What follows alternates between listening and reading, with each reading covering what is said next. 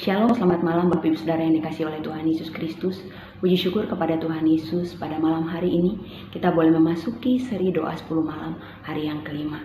Pada malam hari kita akan bersama-sama merenungkan firman Tuhan dari Wahyu pasal yang ketiga, ayat yang pertama hingga ayat yang keenam. Demikianlah firman Tuhan kepada jemaat di Sardis. Dan tuliskanlah kepada malaikat jemaat di Sardis, inilah firman Dia yang memiliki ketujuh roh Allah dan ketujuh bintang itu. Aku tahu segala pekerjaanmu. Engkau dikatakan hidup padahal engkau mati. Bangunlah dan kuatkanlah apa yang masih tinggal, yang sudah hampir mati. Sebab tidak satu pun dari pekerjaanmu aku dapati sempurna di hadapan Allahku. Karena itu ingatlah bagaimana engkau telah menerima dan mendengarnya. Turutilah itu dan bertobatlah. Karena jikalau engkau tidak berjaga-jaga, aku akan datang seperti pencuri, dan engkau tidak tahu pada waktu manakah aku tiba-tiba datang kepadamu. Tetapi di Sardis ada beberapa orang yang tidak mencemarkan pakaiannya. Mereka akan berjalan dengan aku dalam pakaian putih, karena mereka adalah layak untuk itu. Barang siapa menang, ia akan dikenakan pakaian putih yang demikian. Aku tidak akan menghapus namanya dari kitab kehidupan, melainkan aku akan mengaku namanya di hadapan Bapa-Ku dan di hadapan para malaikatnya. Siapa bertelinga, hendaklah ia mendengarkan apa yang dikatakan Roh kepada jemaat-jemaat. Demikianlah firman Tuhan. Bapak Ibu Saudara yang dikasihi oleh Tuhan Yesus Kristus, saya percaya bahwa ketika kita mengasihi seorang, baik itu suami kita, istri kita, anak-anak kita, sahabat kita, maka ketika mereka melakukan kesalahan, kita pasti menegur mereka. Kita tidak mungkin membiarkan mereka terus di dalam kesalahan mereka. Teguran yang tepat pada waktunya merupakan tanda kasih dan kepedulian. Tujuan setiap teguran yang kita berikan kepada orang-orang yang kita kasihi adalah agar mereka hidup benar di hadapan Tuhan. Nah, demikian juga di dalam kehidupan kita sebagai orang percaya.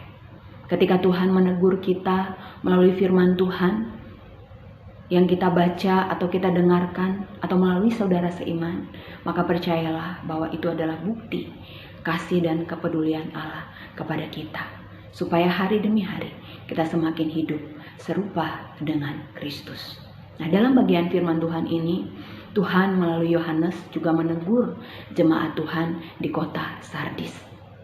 Pertanyaannya adalah mengapa Tuhan menegur mereka? Bila kita perhatikan dalam Wahyu pasal yang ketiga, ayat yang ke-1 sampai ayat yang ke-4, dikatakan bahwa mereka telah hidup di dalam dosa. Di dalam ayat yang ke-4 dikatakan sekalipun ada beberapa orang yang telah hidup di dalam dosa, namun ada beberapa orang yang tidak mencemarkan pakaian mereka. Kata mencemarkan di dalam ayat ini biasa dikaitkan dengan penyembahan berhala atau perzinahan. Jadi sekalipun di antara jemaat Tuhan di kota Sardis ada yang telah jatuh ke dalam dosa, namun ada beberapa orang yang masih berkomitmen untuk tetap hidup dalam ketaatan kepada Tuhan. Oleh karena itu, melalui firman Tuhan ini, Tuhan menegur mereka agar mereka saling menguatkan sehingga mereka tidak terus hidup di dalam dosa, tetapi mereka boleh kembali hidup di jalan yang benar. Wahyu 3 ayat 1b firman Tuhan katakan, aku tahu segala pekerjaanmu. Engkau dikatakan hidup padahal engkau mati. Di dalam ayat yang ketiga 1b dikatakan Tuhan tahu segala pekerjaan jemaat Tuhan di kota Sardis. Sekalipun mereka dikatakan hidup, namun Tuhan katakan mereka mati. Mengapa Tuhan katakan mereka mati? Karena secara lahiriah, secara kasat mata, mereka seolah melayani Tuhan, mereka seolah beribadah kepada Tuhan. Namun sesungguhnya mereka hidup di dalam dosa. Mereka tidak tegas menolak dosa, tetapi mereka kompromi dengan dosa. Sehingga Tuhan katakan bahwa mereka mati secara rohani. Hal ini nyata dalam ungkapan kata mati dalam ayat ini yang menunjuk pada kehidupan spiritual jemaat Sardis yang mati secara rohani. Sungguh ironis, bukan? suatu kumpulan orang percaya yang tampak hidup beribadah kepada Tuhan, yang tampak hidup melayani Tuhan, berkarya bagi Tuhan, tetapi sesungguhnya di hadapan Tuhan mereka mati secara rohani. Tuhan juga katakan bahwa oleh karena kematian rohani, maka tidak ada satupun pekerjaan yang mereka lakukan sempurna di hadapan Allah. Oleh karena itu, Tuhan menasihati mereka agar mereka boleh kembali kepada kehidupan yang benar. Kepada pertama kali ketika mereka mendengar Injil. Bapak Ibu Saudara yang dikasihi oleh Tuhan Yesus Kristus, Tuhan sungguh mengasihi jemaat Tuhan di Sardis, sehingga Tuhan memperingatkan mereka agar mereka boleh kembali ke jalan yang benar. Dalam kehidupan kita, saat kita melayani Tuhan, mungkin kita dinilai baik seperti orang-orang menilai jemaat Tuhan di Sardis. Tetapi ketika kita melakukan itu tanpa spiritual yang hidup, tanpa kekudusan di hadapan Tuhan, maka sesungguhnya apa yang kita lakukan tidak berkenan di hadapan Tuhan.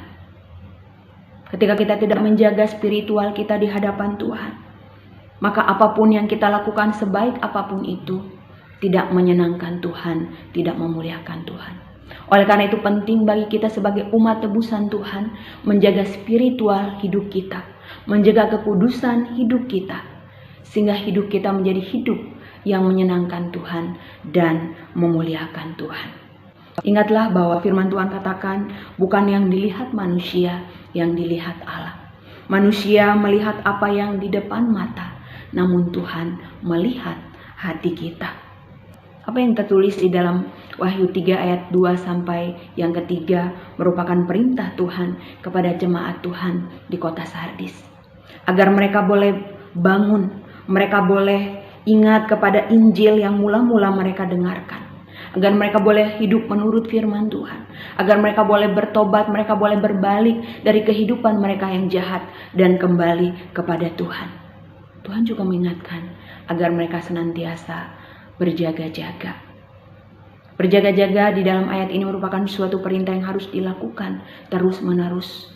Bukan hanya di saat tertentu tetapi terus-menerus. Mengapa umat Tuhan diperintahkan untuk senantiasa berjaga-jaga? Firman Tuhan katakan bahwa karena Kristus datang seperti pencuri. Bila kita tahu bahwa Kristus akan datang seperti pencuri, maka pentingnya kita sebagai umat Tuhan senantiasa waspada dan berjaga-jaga. Bapak Ibu Saudara yang dikasihi oleh Tuhan, Tuhan mau supaya kita sebagai umat Tuhan, kita mendengarkan firman Tuhan, menerima firman Tuhan, dan melakukan firman Tuhan itu di dalam kehidupan kita. Hidup di dalam ketaatan, hidup di dalam kesetiaan, itu yang menjadi kerinduan Allah untuk kita lakukan di dalam kehidupan kita sebagai orang-orang yang telah ditebus Tuhan. Dan Ia berjanji, ada janji Tuhan bagi setiap orang yang taat dan setia sampai akhir. Di dalam ayat yang kelima dikatakan, barang siapa menang, ia akan dikenakan pakaian putih yang demikian. Aku tidak akan menghapus namanya dari kitab kehidupan, melainkan aku akan mengaku namanya di hadapan Bapakku dan di hadapan para malaikatnya. Artinya bahwa kita taat sampai akhir. Ada mahkota kehidupan yang sudah Tuhan sediakan bagi kita, yaitu hidup yang kekal bersama dengan Kristus di surga. Oleh karena itu Bapak Ibu Saudara yang dikasihi Tuhan, mari sebagai umat Tuhan, kita melihat di dalam kehidupan kita, kita melihat ke dalam hati kita. Adakah kita sudah sungguh-sungguh hidup mengasihi Tuhan? Adakah kita sudah sungguh-sungguh hidup sesuai dengan kehendak Tuhan di dalam kehidupan kita? Atau adakah kita seperti jemaat Tuhan di kota Sardis yang kelihatannya sibuk beribadah, sibuk melayani, tetapi sesungguhnya kehidupan kerohanian mereka mati atau mengalami kematian rohani. Orang yang mengalami kematian rohani tidak akan bertumbuh di dalam Tuhan. Oleh karena itu Bapak Ibu Saudara yang dikasihi oleh Tuhan, Tuhan mengasihi kita. Tuhan mau supaya kita terus bertumbuh di dalam pengenalan yang benar akan Dia. Tuhan mau hari demi hari kita semakin hidup serupa dengan Kristus. Sehingga hidup kita di dunia ini boleh menjadi hidup yang menjadi berkat. Oleh karena itu ketika kita jatuh, ketika kita melakukan hal yang tidak berkenan kepada Tuhan, ingatlah bahwa ketika kita datang dengan penuh penyesalan dan pertobatan, maka Tuhan berjanji, Ia akan mengampuni kita, Ia akan menyucikan kita, dan Ia akan memulihkan kehidupan kita. Amin. Tuhan Yesus memberkati.